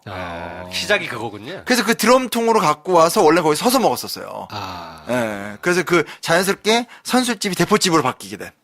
예. 대포집은 왜 대포인 거야, 그러면? 그러니까 그거 갖다 놓고 술이 막걸리가 그땐 주였어요. 예, 그러니까 소주가 주였던 거는 그 나중 얘기고 50년대까지만 하더라도 막걸리가 중심이었었기 때문에 드럼통 갖다 놓고 그걸로 테이블 쓰고 고기 구워 먹는 걸 쓰고 거기 서서 막걸리 마시다가 시간이 지나면서 의자가 오게 되고 안주가 붙게 되고 60년대 중반 이후부터는 소주로 바뀌게 되고 하면서 이제 그 영화 변호인의 고 김영애 배우께서 나오던 그런 식의 술집 바뀌어가는 과정을 왔다는 거죠. 아니, 이게 무식해가지고 대포집이 어렸을 때는 대포집이라고 하니까 대포랑 무슨 상관이 있나? 쏘나? 대포는 술을 얘기하는 거야, 술. 네. 예, 한 대포 뭐 이렇게 얘기하는 거. 여튼 그래서 그 영화에 나오는 그 아저씨들끼리 쫙 모여서 회식하는 네. 문화도 시기별로 이렇게 좀 차이가 있었다라는 것도 염두에 두면 좋지 않을까 해서 그냥 말씀드린 거예요. 이 뭐 안주는 공짜라고 적어주신 건 뭐 진짠가요? 그러니까 맨 처음에는 조선후기나 제일 처음에 선술집은 술값만 받고 안주는 공짜였대요. 예, 그리고 50년대까지만 하더라도 그래서 지금도 예를 들면 다찌 아시죠? 통영 가면은 있는 그 문화가 원래는 좀 전국적으로 퍼져 있었던 문화였다고 하고 그랬는데 이제 나중에 가면서 가운데다 이제 드럼통 놓고 식탁 같은 거 생기게 되고 그리고 이제 막걸리 소주로 바뀌면서 이제 안 되겠다 싶어서 여기다 이제 홍어회, 족발, 두루치기, 전골 같은 것들을 팔게 되면서 이제 약간 식당이라는 개념과 술집이라는 개념이 섞이게 된. 우리가 지금 녹음하고 있는 시간이 점심시간인데 너무 배고프네요, 얘기하니까. 나 밥 안 먹고 왔는데. 나도. 와. 끝나고 빨리 가서 돼지국밥을 먹어야 되겠네요. 그래서 아무튼 그런 것도 있고 왜 술집에서 밥도 먹고 술도 마시면서 약간은 근데 뭐 이렇게 뭐 그런 분위기가 있었을까가 근데 이게 이제 지금은 거의 다 없어진 문화라고 할 수 있겠지만 그때는 이제 있었던 이런 식의 과정을 거쳤다는 것도 알면 좋죠. 그 아까 제가 말씀드린 이제 임시완 씨의 저희가 됐다는 분은 송병곤 씨더라고요. 그리고 찾아보니까 그 송세경 씨라고 당시 이제 30살이었는데 이제 잡혀가서 문제가 됐던 분은 구성애 씨 남편이더라고. 그 아주머니? 네, 아우성. 아우성에. 구성애 씨 남편이 김광일 변호사라고 이제 거기에 나오는 노면을 발굴했다는 정원중 씨가 이제 분했던 근데 뭐 있잖아요. 이러면 안 되는 거잖아요. 뭐 했을 때 그 대문 앞에서 이렇게 서 있던 풍채 좋으신 분. 네, 그분이 김광일 변호사라고 당시에 부산 지역에서 활동하던 제야 민주화 운동에 아주 대북격 되시는 분인데 그분 변호사 사무장으로. 그러니까 세상은 인맥이야. 그러니까 인맥이라는 게 그 어떤 그런 싸바싸바 인맥을 얘기하는 게 아니라 예를 들면 조희연 현재 서울시 교육감, 김동춘 성공회대학교 교수, 한국사회학자의 뭐 대표주자, 한홍구 한국역사학계 뭐 대표주자 이분들이 같은 대학교 같은 언더서클. 이건 뭐 다 아는 얘기이기 때문에 그냥 말씀드리는 건데 언더서클. 독립운동 공부해보죠. 독립운동 공부하다 보면 서울 상동교회 출신들이 만주 독립운동의 기초가 되고 그 사람들이 다 임시정부로 가요. 다 알던 사람들이야. 그래서 이동희 뭐 이상설 이렇게 되기 때문에 인맥이 중요하고 세월 막 지나서 나중에 이제 막 김프로, 김선생, 심용환 그들은 결국 결별했다. 뭐 이러면서. 영화에서 사실은 되게 잘못됐던 게 하나 뭐가 있냐면 그 인터뷰도 직접 옛날에 하신 걸로 알고 있는데 당사자가 그 장면이 나와요. 그 곽도원이 막 고문을 할 적에 니들 주의가 뭐야? 사상이 뭐야? 막 이러잖아요. 그럴 적에 이제 막 임시완이 어리버리 하다가 실존주의이잖아요. 그러니까 실존주의 같은 소리 하고 있나면서 막 후드로 패면서 하다 결국 이제 마르크스 이렇게 얘기하는데 사실은 그분들이 직접 했던 인터뷰가 뭐였냐면 우리는 혁명을 꿈꿨다라는 거예요. 그리고 그 시대 때 선생님들이랑 활동했던 사람들 얘기해 보면 다들 혁명을 꿈꿨다는 거예요. 그러니까 이 영화가 2013년 작품이잖아요. 그러니까 이명박 박근혜 시대라는 시대를 관통하면서 그러니까 어떻게 보면 되게 허망한 시대잖아요. 그러니까 어떤 김대중 노무현 시대를 겪으면서 한국의 민주 진보 시민들이 이제 세대가 완전히 바뀌었다. 시대가 바뀌었다라고 느꼈는데 이명박으로 또 그 다음에 다시 박근혜까지 되니까 완벽한 퇴행이 이루어지면서 소위 생존형 상황이 됐고 생존형 상황에서 설득력 있게 접근하는 방식이 뭐냐면 되게 이거죠. 실존주의적인 상황. 그러니까 나는 되게 소박하게 인간의 진솔한 무언가의 노력을 하려고 하는데 권력은 우리를 빨갱이로 몰아서 죽이려고 한다. 라는 포맷이거든요. 다 똑같아요. 그러니까 뭐 이것만 그런 게 아니라 영화 광해를 보더라도 영화 광해에서도 그 광해군으로 잠깐 됐던 이병헌도 되게 이렇게 소박한 인정이잖아요. 그래서 니들이 경들은 들으셔 뭐 이러면서 막 결국에 어떤 인정의 근거에서 개혁 정책을 펼친다라든지 그 심지어 영화 남한산성까지도 이어지거든요. 그래서 영화 남한산성에서도 지금 막 영화미 뽐내려고 막 노력하는 거예요. 그 남한산성에서 그 고수가 막 우리 무지렁이 같은 민중들은 그냥 밥 이렇게 잘 먹고 하면 되죠. 이런 식으로 나오는데 사실 이게 다 거짓말이에요. 그러니까 영화 남한산성도 그때 인조가 항복하게 됐던 배경은 뭐냐면 남한산성을 지키던 민중들이 항복하자고 강력한 무력 시위를 해요. 안 된다라고 느낀 거고 이 당시에도 보면 여기서 말하는 혁명이라는 게 북한과 연계돼서 빨갱이를 한다는 게 아니라 기존에 존재하는 어떤 독재 정권의 암울한 상황, 특히 81년이니까 5.18 광주 이후에 느끼는 분노, 그리고 그 속에서 어떤 새로운 강력한 사회 혁신을 바라는 이런 모델로서 혁명을 꿈꿨던 건데 그거를 갖다 이제 좋잖아요. 빨갱이로 몰면 좋으니까 이렇게 가는 건데 지난 그동안에 꽤 긴 기간 동안 우리나라 영화들에서 계속 이렇게 실존주의식으로 난 아무것도 몰랐는데 당했다. 혹은 나는 그냥 얌전하게 고상한 가치를 추구했는데 당했다. 이 식은 사실은 역사적 현실과는 전혀 다르다는 거. 근데 그거 제가 얘기하는 게 아니라 임시완 역하신 송병곤 씨. 그분이 본인이 인터뷰하신 때도 그대로 나와요. 그래서 영화 변호인 화제된 다음에 나온 그분이나 그때 함께 재판받았던 분들의 인터뷰를 보면 우리 혁명을 꿈꿨다 하는데 요 시기 때 대학생이나 혹은 요 시기 때 대학생보다 좀 이렇게 사회에 막 나오는 분들 보면 직접적으로 우리는 그때 혁명을 꿈꿨다라는 얘기를 다 하기 때문에 그거는 좀 이제는 저는 앞으로 나올 영화들은 좀 포맷을 좀 바꿔줬으면 좋겠어요. 남한산성 좀 가가지고는 막 고수가 그런 얘기하고 있으니까 지금 뭐 정말 좀 못 견디겠다고 해야 되나? 그러니까 몽골에 침략할 때 무신정권 망하잖아요. 그때도 처음에는 몽골하고 항쟁하자고 하는 게 주류였는데 30년을 항쟁하니까 너무 힘들잖아요. 그러니까 사실은 민중들이 항복하자로 가거든요. 그러니까 민중이 역사의 주체로서의 역할을 한다라는 사실을 그동안은 자금의 어떤 좀 강요된 정치 상황 때문에 얘기를 못했다는 거지. 아니 바보가 아니잖아요. 지금도 보면 대한민국 여론을 누가 주도해요. 그리고 프랑스 혁명사 같은 거 공부하면 정말 무서운 게 민중이 한번 열받으면 그냥 막 죽여버리고 막 부셔버리기 때문에 그런 것들을 사실은 지도자들이 관리한다는 게 너무 힘들었던 주제이기도 했으니까. 민중이 사실은 주체다. 이건 가야 된다. 그게 책임감 있는 거고 그 역사의 사실이기도 하고 그래서 그런 부분에 좀 영화에 나온 실존주의적인 모습은 조금 안 맞지 않나. 네.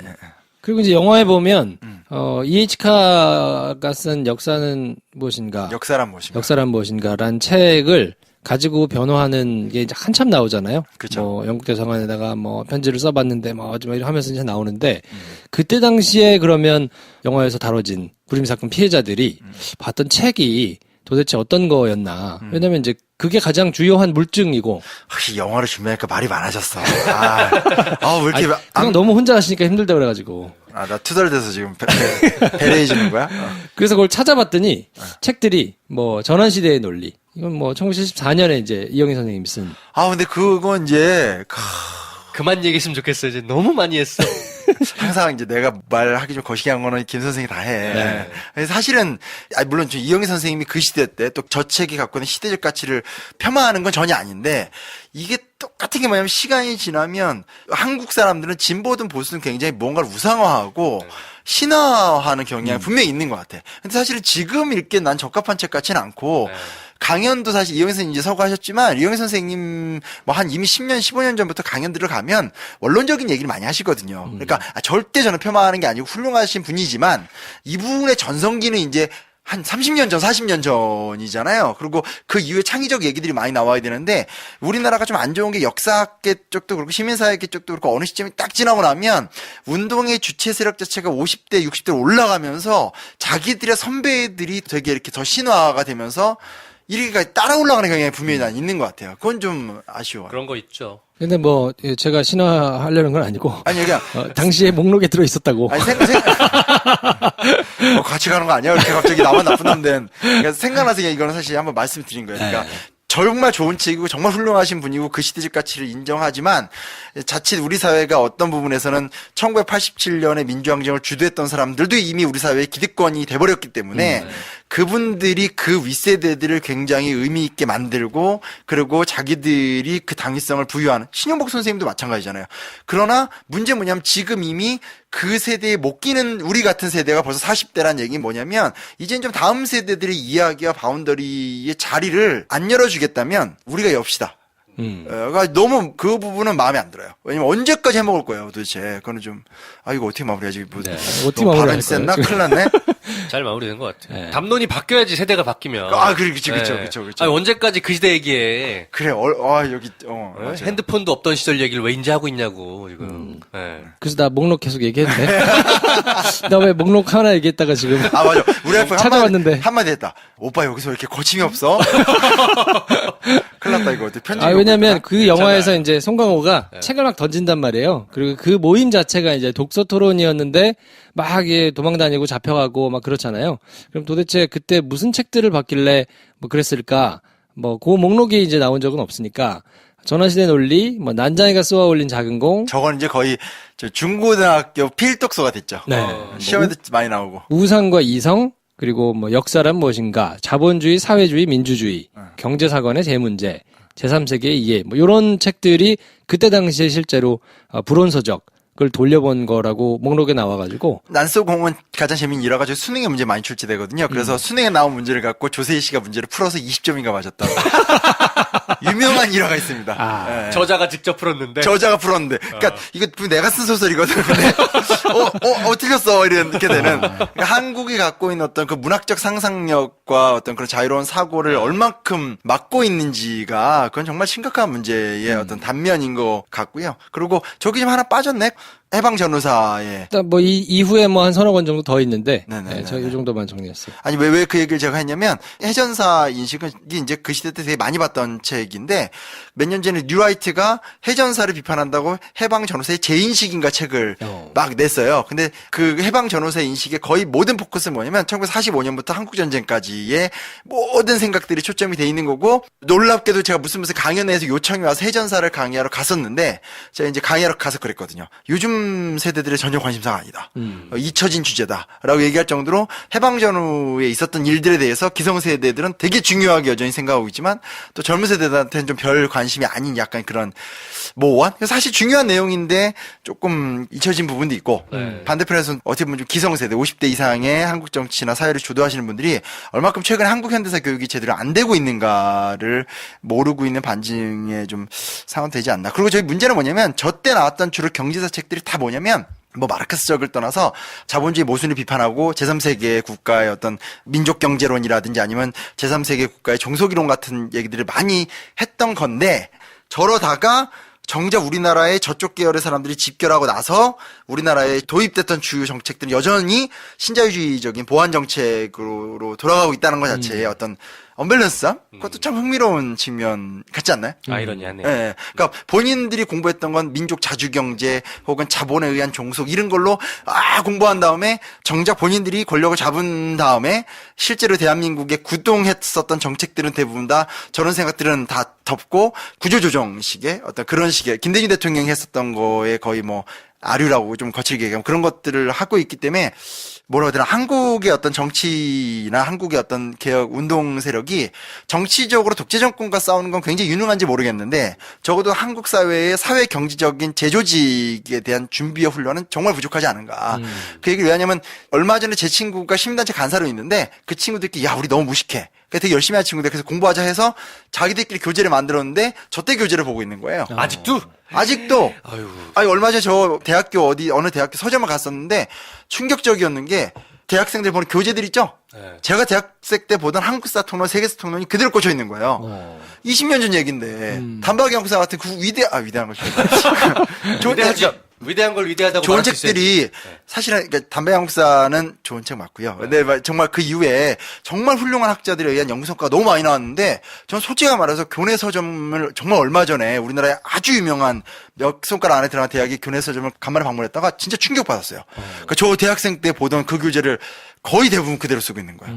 그래서 진짜 세상이 이렇게 변했는데 너무한 거 아닌가? 막 답답해요. 교수들이 안 바뀌어서 그래요, 사실은. 저는 그런 부분을 좀 지적하고 싶었어요. 왜냐하면 뭐 아실지 모르겠지만 저도 어쨌건 야매긴 하지만 대학교 강단에 한 2, 3년 정도 강의를 했었잖아요. 그냥 했다고 하면 되지 뭐 야매 뭐 이런 왜냐면 말을 뭐 제가 뭐 박사를 받은 것도 아니고 석사를 받은 것도 아니니까.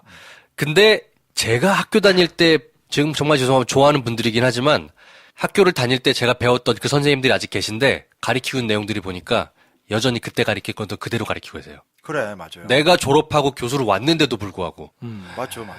야 이거 도대체 애들이 뭘 배우는 거냐 싶은 생각이 확 드는 거예요. 맞아요. 네. 맞아요. 심지어 저는 이게 신박과 계열이기 때문에 제일 많이 바뀌는 학문이라고 함에도 불구하고 그 정도니까 다른 학문들은 말해 뭐해 이런 생각이 드는 거죠. 맞아요. 네. 그럼 하나 지적하고 싶은 건 제가 또 오늘 영화 전문 팟캐니까 계속 자기 홍보를 하는데 청년 마르크스 제가 GV 하지 않았습니까? 근데 그 영화 마지막에 보면 공산당 선언이 나와요. 근데 영화가 마르크스의 인생 얘기에 많이 집중하기보다는 청년 시절의 저작에 집중을 하는 것 같아요. 그러니까 어떤 그 사람의 물론 이제 젊은 시절에 이게 나오긴 하지만 결국 제가 보기에는 그 옛날에 그 초기에 썼던 저작들이 영화에 잘 구현이 되거든요. 근데 문장이 좀 어려운 거예요. 쉽게 말하면. 이 이에치카 역사란 무엇인가가 80년대만 아니라 제가 대학교 들어갔었을 때도 기본 필독서로 1학년생들이 보는 거거든요. 솔직히 말하면 이거 지금 대학생들한테 읽으라고 하면 못 읽을 거예요. 예. 근데 그 영화의 마지막 장면에 제가 파한 대소했던 게 뭐냐면 공산당 선언 있잖아요. 뭐 온 유럽에 마르크스주의란 유령이 떠돈다. 망구의 노동자에 담그라. 그게 대중용 소책자를 만들기 위해 쓴 책이거든요. 영화에서 그렇게 나와요. 그러니까 뭔 얘기냐면 지금부터 200년 전에 유럽에서 공산혁명을 일으키기 위해서 대중용 소책자로 쓴 공산당 선언을 지금의 대학생들이 못 읽어요. 문장이 어렵다는 이유로. 이건 정말 심각한 문제. 심각한 문제라는 거예요. 심지어 제가 단방향업사 책 쓸 때는 일부러 진짜 쉽게 쓴다. 물론 내용은 무게감 있게 가지만 뭐뭐 했어요, 했잖아요 하고 이렇게 글을 다 썼잖아요.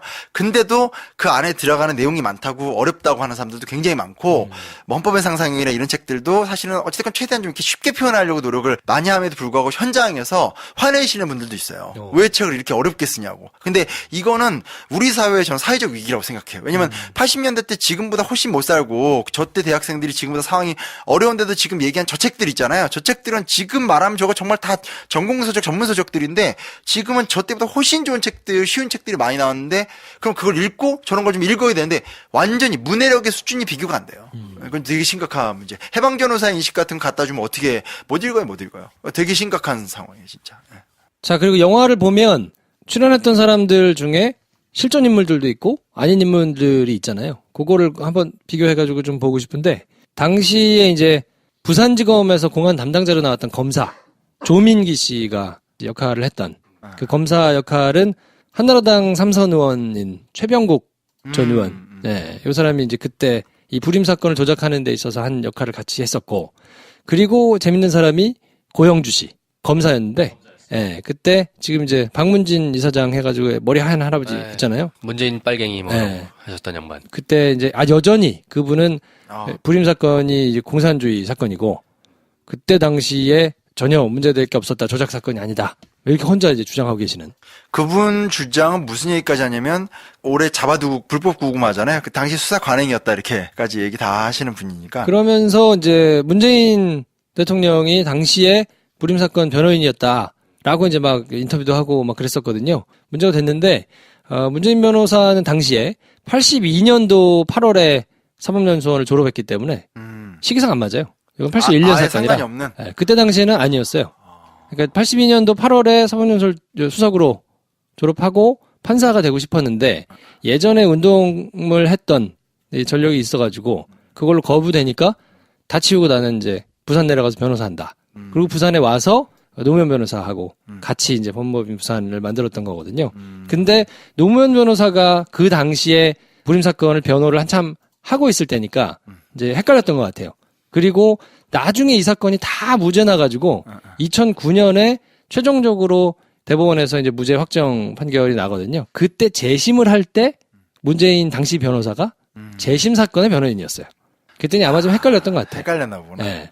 그래가지고 막 주장을 이 선거 앞두고 이제 했었는데 뭐 하여튼 택덤 주장을 계속 하고 계시고 그리고 이제 굉장히 많이 회자되는 분이 그 송영창 씨가 연기했던 판사가 서석구 씨다. 서석구 변호사. 뭐 이런 얘기를 했는데 뭐 실제로 서석구 판사가 당시에 소심 판결을 했던 거는 맞아요. 그러니까 불임 사건이 1차, 2차, 3차 이렇게 피해자들이 나눠지는데 청와대 민정비서관을 했던 이호철 씨라고 있거든요. 근데 그 이호철 씨 사건을 서석구 씨가 무죄로 판결을 했거든요. 그래서 아까 제가 서두에 말씀을 잘못 드렸는데 그 송병곤 씨는 이제 법무법인 부산에서 사무장을 했다가 이렇게 결혼하신 분이 맞고 아마 이 사건의 모티브가 된 거는 이호철 씨가 아닌가 싶은 생각이 조금 들긴 하는데 뭐 어쨌든 그렇습니다. 그래서 서석구 씨가 당시에는 나름 소신 있는 판사로서 판결을 하고 바로 좌천됐거든요. 그래서 진주로 좌천됐다가 이제 옷을 벗었어요. 근데 그런 분이 왜 이렇게 됐을까? 지금은 태극기 집회하면 항상 앞에서. 그 사람이에요? 네. 네. 서석구 지금까지 변호사 딴 사람을 생각하고 있었는데. 아니 그 박근혜 대통령 왜 탄핵됐을 때 변호하던 네. 뭐 기행을 거짓말이. 일삼던 거죠. 그 사람이에요? 그분이 소신 판결을 했던 분이에요. 우와, 진짜? 그리고 이제 아. 당시 불임 사건을 했을 때 진짜 대박. 판사 중에 배석을 했던 판사를 보면서 이제 합의부는 3명이 앉아 있으니까 중앙 가운데 부장판사가 앉아 있고 그렇죠. 양옆에 이제 평판사들이 배석으로 앉아 있잖아요. 그때 배석을 했던 판사 중에 한 사람이 황우여. 네. 황우. 그분은 은근히 다 껴있어. 네. 그 맞죠? 교육부 장관. 네, 맞죠. 네, 그 사람이 맞습니다. 맞죠? 네. 저는 뭐 인연 깊죠. 저한테 몇 명, 그러니까 본인들은 기억을 못하지만 내 인생에 큰 타격 줬던 몇 분이 있거든요.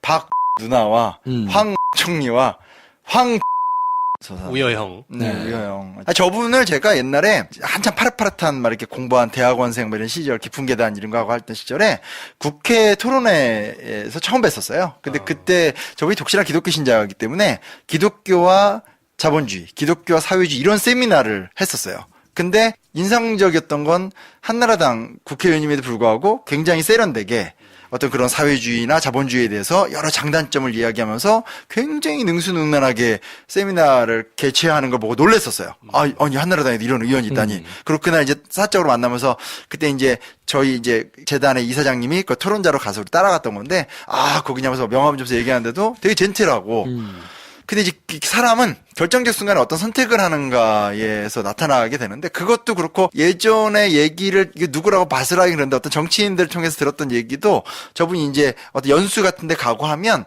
굉장히 똑똑하시고 뭐 역사 얘기 나와도 무식하다고 이것도 모르냐면서 이렇게 다른 국회의원들 쫑크도 주고 했던 분인데 저분이 이제 국정교과서의 창안자가 되셨던 분이죠. 그렇죠. 네. 하여튼 참 그래요. 참 그렇다. 네. 서석구 의원은 얼마 전에 봤습니다. 서석구 변호사? 네, 저기 네. 그 덕수궁에 대한문 앞에 태극기 집회 많이 하잖아요. 거기서 여전히 하고 깃발 계세요? 하시고 열정이다. 아니 변호인이 그 변호 공간에서 열정적이어야 되는데 집회장이 너무 열심히. 그리고 정말 그 근거 없는 지금 미국에 우리 무슨 변호사들이 미국에서 이러면서 야 정말 종미도 그런 종미 제가 처음 봤어요. 탄핵 어떻게 하면 그 그렇게 변호할 되나 때도 법정에서 태극기를 보여주려고 했다가 했던데. 태극기 맞아요, 꺼내다가 성조기인가 제지당했고. 태극기인가 하여튼 꺼내려다가 제지당하고 말잖아요. 맞아요. 네. 한눈에 봐도 저분은 총기가 잃어버린 눈인데 여전히 저러고 계시네 싶은 거예요. 총기는 모르겠지만 정말 열정적이에요. 진짜 열정만 있는. 대한문에서 충격받았어요 정말. 그렇게 열심히 하실지 몰랐어요. 예. 그래서 이제 주요한 분들이 최병국, 고영주, 뭐 서석구, 황우여 이런 분들이 가해자 편에서 나왔던 분들이라고 하면 가장 주목받았던 사람은 아까도 얘기했지만 그 곽도원이 연기했던 공안 경찰인데 경찰은 사실 실제 인물 누구라고 딱 특정하진 않고 그 시대의 인물들을 쭉 캐릭터를 모아서 하나로 만들어진 인물인 것 같아요. 네, 다 섞어서 만드는 아니 거 이게 문제가 뭐냐면 우리가 얘기하는 게 되게 표면적인 게 저도 이번에 이런저런 좀 알아봤는데 내부 조사가 안 돼요. 두 가지 면에서 안 돼요. 뭐가 안 되냐면 첫째는 우리나라가 국가기록 관리가 안 돼요.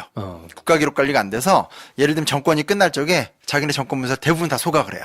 그렇게 안 했던 사람이 이제 노무현 대통령 하나 정도 있었던 건데 지금도 안 되고 있고 그러니까 이제 쉽게 말하면 미국은 그런 거 있잖아요. 옛날에 제가 이제 감동적으로 봤던 영화 JFK 보면 맨 마지막 케빈 코스트너가 2020 몇 년이 되면 그날이 되면 존 F 케네디 암살의 진실 사건이 밝혀집니다. 그러나 그때는 제가 살아있을지 모르겠지만 내 아들이 거기 가서 볼 것입니다. 이런 얘기하는데 지금 몇 년 있으면 진짜 그거 공개되거든요. 그래서 지금 아마 근 10년 내에 난리가 날 게 뭐냐면 미국에서 존 F 케네디, 마틴 루터 킹 그리고 존 F 케네디 사촌동생인가 그 로버트 케네디 상원의원 이 문서가 다 공개가 되게 돼 있어요. 그게 공개가 되고 나면 미국 역사학계가 또 한 번 확 올라가는 거거든요. 왜 한국전쟁에 대한 연구가 이렇게 발전될 수 있었느냐? 미군이 가면서 자기들이 한국전쟁을 하면서 수행했던 문서를 버리지 않고 중요 기밀은 묻어두고 나머지는 브루스 커밍슨한테 선물로 주고 갔거든요. 물론 복잡한 과정이 있지만 그게 공개가 됐으니까 연구가 되는 건데 우리가 안 돼요. 그 안 되는 거 두 번째 뭐가 있냐면 이렇게 적폐청산이고 뭐가 하더라도 제대로 된 적폐청산 안 하거든요. 그러니까 뭔 얘기냐면 예를 들면 국정원 개혁위원회가 만들어졌다면 외부에서 국정원에 들어가서 수사를 해야 될 거 아니에요.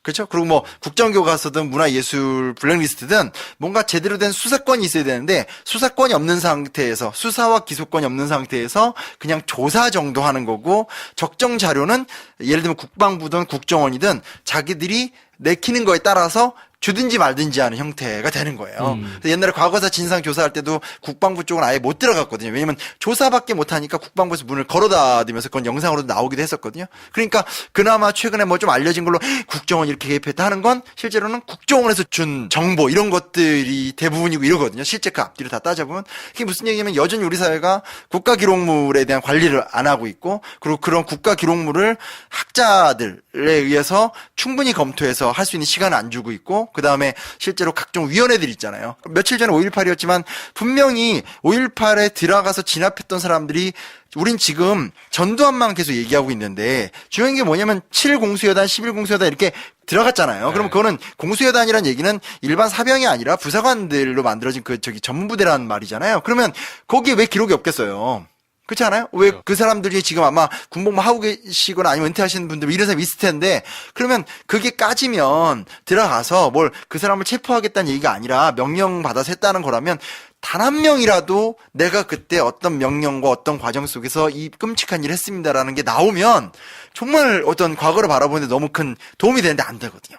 난징대학살 우리가 왜 하는데? 난징대학살 당시에 같은 병사들끼리 있을 때 주변에서 야, 이 새끼야 너도 같이 강간해. 아, 저 싫어요 하니까 선임병들이랑 패가지고 어쩔 수 없이 참여한 다음에 죄책감 때문에 저기 선임병 내가 사진 찍겠습니다 하면서 사진을 막 찍은 거예요. 근데 그 찍은 사진을 다 몰래 모은 다음에 와이프한테 보내고 50년 만에 공개하고 이런 게 되게 많아요. 일본은 난징 관동대학살도 그때 어린 나이에 봤던 기억들을 갖고 있다가 나중에 회고록 내고 그러니까 한 명이 증언을 해줘도 그때를 정말 많이 알 수 있는데 지금 우리가 아는 건 이렇게 얘기하니까 되게 많이 아는 것처럼 보이지만 사실 아는 게 없어요. 아는 게 없는 거야. 너무너무 답답해 보다 보면. 뭐 오늘 이제 노무현 전 대통령 서거일을 기념해가지고 뭐 변호인을 하는 거라서 노무현 전 대통령 얘기를 이제 안 할 수가 없는데 노무현을 발굴한 사람이 거기에 나오는 이제 김광일 변호사란 말이에요. 근데 이분의 나중 행보를 보면 참 되게 좀 실망스러워요. 1939년생이고 유신 정권 때 대구에서 판사를 하다가 방공법 위반 혐의를 받고 이제 온 학생한테 무죄를 딱 때리고 그리고 바로 자천이 되죠. 네. 그래가지고 진짜 이제 목숨 건. 네. 그리고는 불이익 받고는 사표 내고 부산에 와가지고 이제 민주활동 시작하거든요. 그래서 그때 당시에 이제 불임 사건이라든지 아니면 그 부산 미 대사관 방화 사건, 뭐 이런 거 이제 변호인으로 활동을 하면서 그때 당시에 이제 뭐 아무 생각 없이 있던 노무현이 불임 사건을 변호하게 되면서 본인이 이제 완전히 다른 길을 걷게 되는데 그거를 이제 거기 영화에서도 보면 대북격으로 이렇게 해주는 게 나오잖아요. 그렇죠, 그렇죠. 그리고 나서 이 양반이 1988년에 김영삼한테 요청을 받거든요. 통일민주당. 네. 오자 와라 나를 좀 도와달라. 그랬더니 그때 조건으로 내걸었던 게 나를 포함해서 그러면 3명을 정계 받아달라. 그럼 내가 나갈게요. 라고 하고는 그때 추천한 사람이 누구냐? 노무현과 문재인이에요. 아, 문재인. 네. 그랬더니 당시에 노무현은 제의를 오케이를 했고 그래서 정계에 진출하게 된 거고 문재인은 거절했습니다. 나는 그냥 정치는 아니다. 그래서 변호인을 하겠다고 해가지고 계속 변호사를 했고 그래서 결국 1988년에 부산 중구에 출마해가지고 당선이 됐거든요. 김광일 씨가.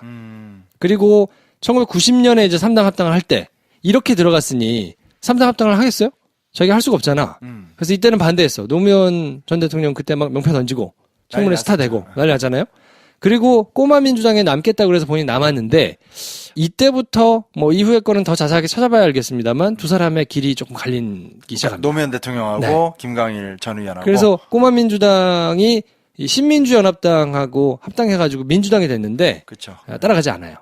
그리고는 김광일 씨가 네. 그리고는 1992년에 정주영 씨가 국민당 통일국민당에 입당을 합니다. 네. 그리고 이제 14대 총선에서 부산 중구에 나왔는데 될 리가 없죠. 네. 그래서 완전 어그러졌네. 민자당의 정상천한테 이제 당시에 패배해가지고 낙선을 하고 그리고 나서 14대 대선 전에 정주영 씨하고도 사이가 이제 안 좋아가지고 대선 전에 네. 당 운영에 대해서 막 신랄하게 비판을 하고 통일국민당을 탈당합니다.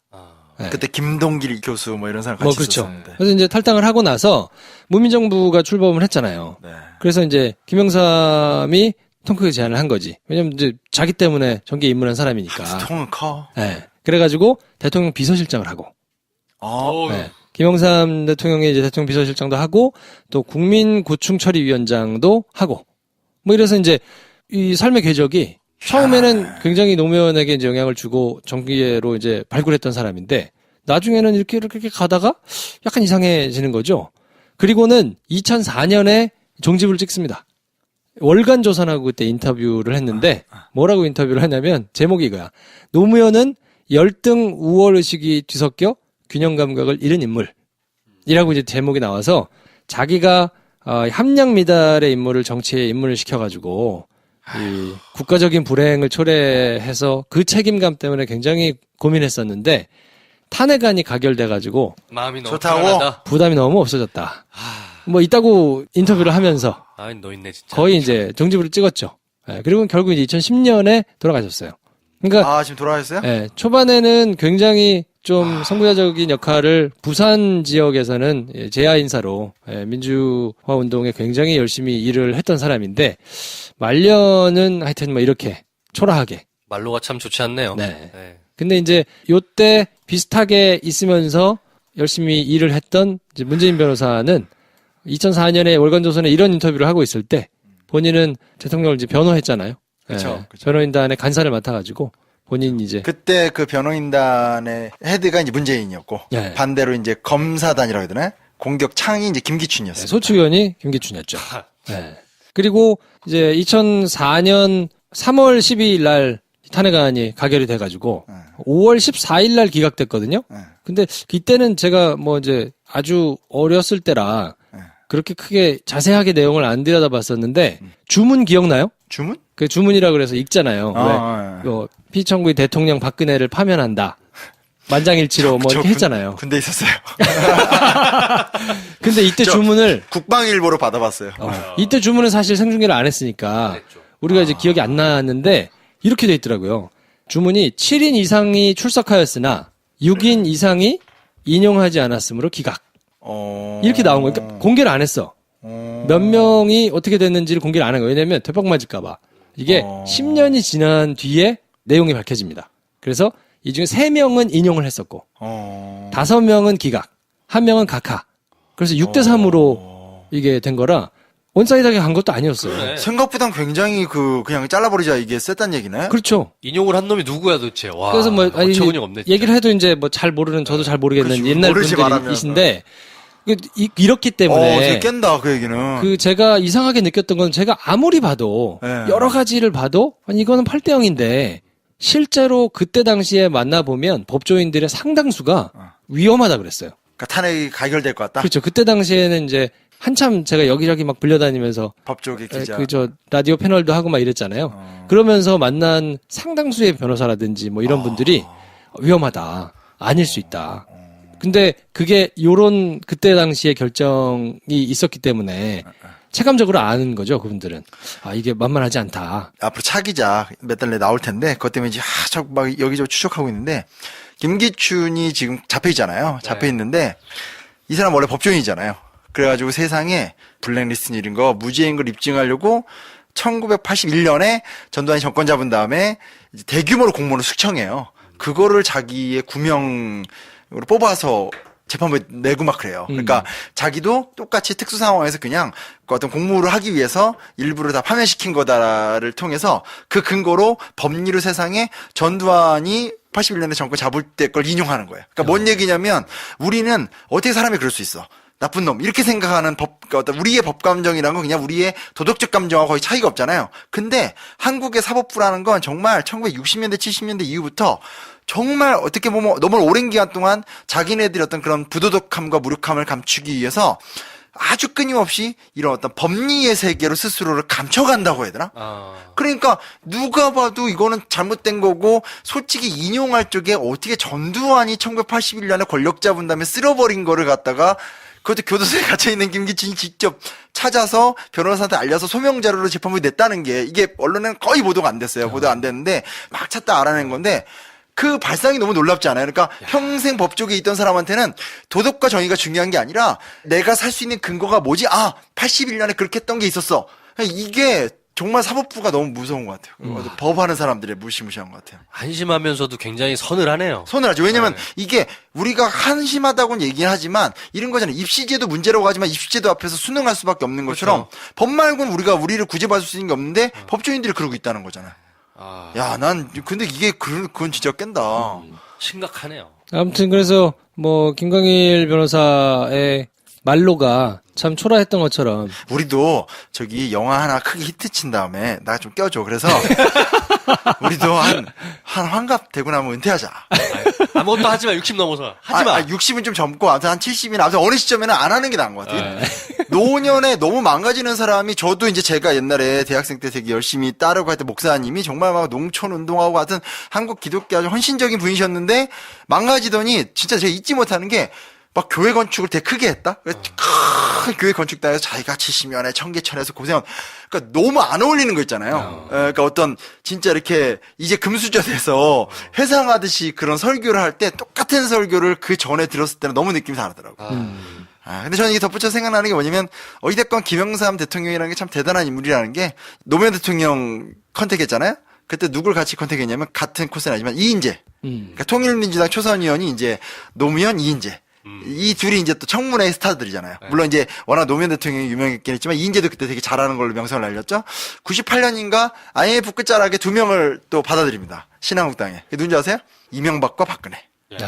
하여튼 뭐 보는 눈은 그 결과가 잘 되고 안 되고 중요한 게 아니야.